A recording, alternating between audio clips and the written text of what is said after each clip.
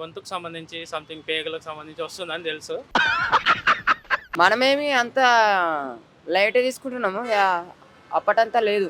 నా పెర్ఫార్మెన్స్ మీకు నచ్చినట్టయితే స్మాల్ బాస్ అండ్ స్పేస్ మాకు వచ్చింది ఆల్రెడీ. చూసారా సార్ డబుల్ యాక్షన్.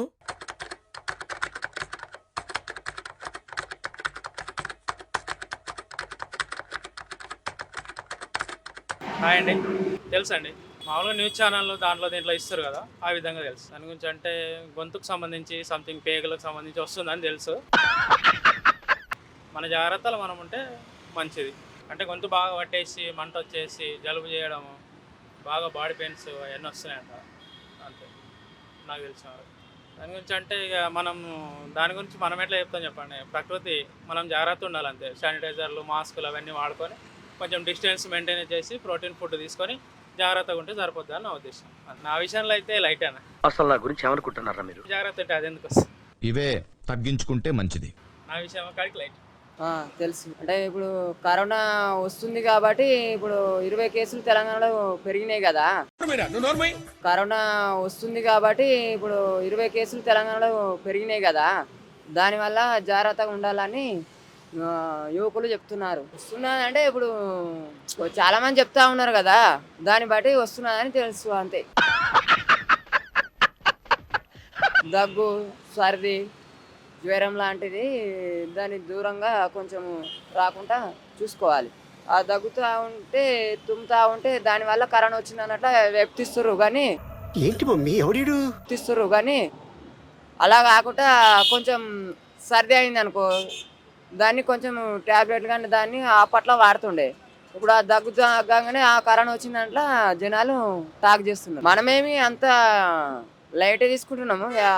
అప్పటంతా లేదు. నా పెర్ఫార్మెన్స్ మీకు నచ్చినట్టయితే స్మాల్ బాస్ అండ్ స్పేస్ మాకు వచ్చింది ఆల్రెడీ. చూసారా సార్ డబుల్ యాక్షన్. మాకు వచ్చింది ఆల్రెడీ. వస్తే మేము ఒక 10 days ఇంట్లోనే ఉన్నాము. దాని తర్వాత లైట్ తీసుకున్నాం. గరం మసాలాలు, గుడ్లు, వేడివేడి అన్నం, ఈ మాత్రం జనరల్ నాలెడ్జ్ లేకుండా జాబ్స్ ఎలా చేస్తున్నారా మీరు? అలాంటివి జాగ్రత్తలు తీసుకోవాలి. తెలుసు, పబ్లిక్ మొత్తం చెప్పుకుంటున్నారు, న్యూస్ లో వస్తుంది. అందువల్ల మాకు ఒక ఐడియా వచ్చింది. జనరల్ గా ఫీవర్, గొంతు నొప్పి, ప్లస్ కళ్ళు మంటలు, ప్లస్ వీక్నెస్ అయిపోతారు ఆటోమేటిక్గా. దీనివల్ల అవి మెయిన్ సింటమ్స్. ఇది ప్రజలు ముందే ప్రికాషన్ తీసుకొని మాస్క్ కంపల్సరీ పెట్టుకోవాలి. ఈ పనుల్లో కనిపించలేదు. ఒకవేళ ఏదన్నా వచ్చిందంటే ఇమ్మీడియట్గా హాస్పిటల్కి వెళ్ళి చూపించుకోవాలి, టెస్ట్ చేయించుకోవాలి. అది మోస్ట్ ఇంపార్టెంట్. నెగ్లెక్ట్ చేయకూడదు. ప్రతి విషయం కూడా ఏ మాత్రం సింటమ్స్ వచ్చినాయనుకో ఇమ్మీడియట్గా హాస్పిటల్కి పోయి చూపించుకోవడం ఈజ్ మోస్ట్ ఇంపార్టెంట్. ఎందుకన్నా మంచిది నేను నమ్మలం. నేను ఒకసారి ఫోన్ చేసి కనుక్కుంటానే. నెగ్లెక్ట్ చేయకూడదు. ప్రతి విషయం కూడా ఏ మాత్రం సింటమ్స్ వచ్చినాయనుకో ఇమ్మీడియట్గా హాస్పిటల్కి పోయి చూపించుకోవడం ఈజ్ మోస్ట్ ఇంపార్టెంట్. అది mask is compulsory most important. నేను లేట్ తీసుకోను, నేను సీరియస్ తీసుకున్నాను. ఆల్రెడీ నేను ఒకసారి అనుభవించాను. ఇంకోసారి రాకుండా నేను చాలా ముందే ప్రికాషన్ తీసుకుంటున్నాను. నమస్తే బాబు. నమస్కారం అండి.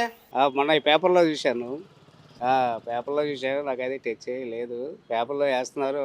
ఎంత 5-6 అట్లా టోటల్ మొత్తం మీద 150 అట్లా చెప్తున్నారు. ఎవరు జాగ్రత్త వాళ్ళు ఉంటున్నారు. వస్తానే ఉంటుంది. అలవాటు పడిపోయారు ప్రజలు. లక్షణాలు అంటే అది మాకైతే ఇంతకుముందు ఏం లేదు. దాని గురించి చెప్పాలంటే ఏదో జలుబు, దగ్గు, తుమ్మినా అని అనుకునేవాళ్ళు ఇంతకుముందు.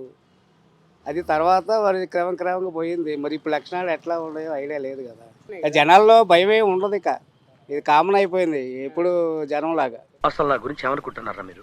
జనాల్లో భయమే ఉండదు. ఇక ఇది కామన్ అయిపోయింది. ఎప్పుడు జనంలాగా భయం లేదు. కాకపోతే ఎందుకంటే ఈ పరిస్థితి ప్రభావం వల్ల ఎవరు జాగ్రత్త వాళ్ళు ఉండక తప్పదు. నాకు నేనైతే లైటే తీసుకుంటున్నాను.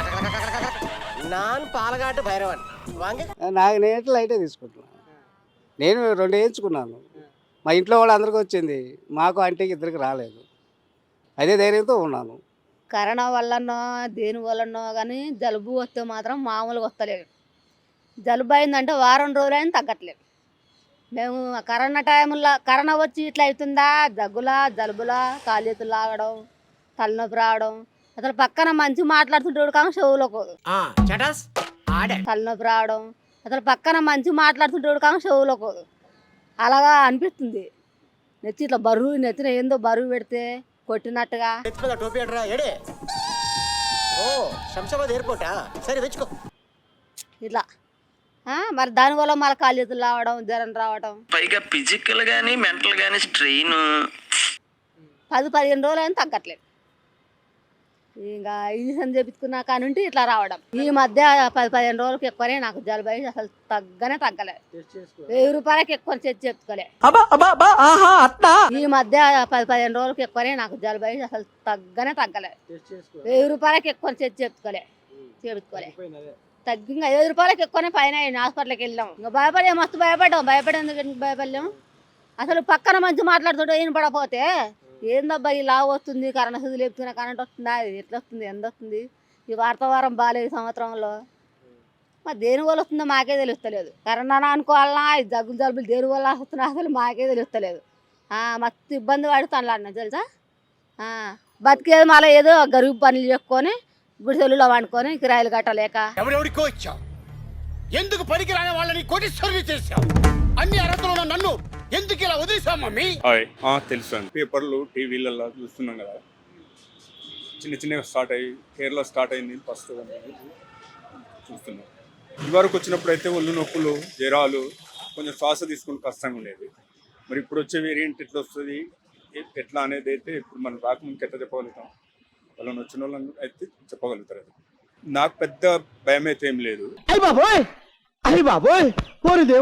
ఎందుకంటే మన ఇండియన్ ఫుడ్నే అన్ని ఔషధ వస్తువులు వేసి కూరలు వేసి వండుకొని తింటాం కాబట్టి అవే దాదాపు సగం కంట్రోల్ చేస్తాయని నేను అనుకుంటున్నాను. నేనైతే పెద్దగా ఇదివరకు వచ్చిందే పెద్దది అనుకుంటానా, చిన్నగా అలవాటు అయినాం కాబట్టి ఇప్పటిది కూడా ఏం చేయదని అనుకుంటాను.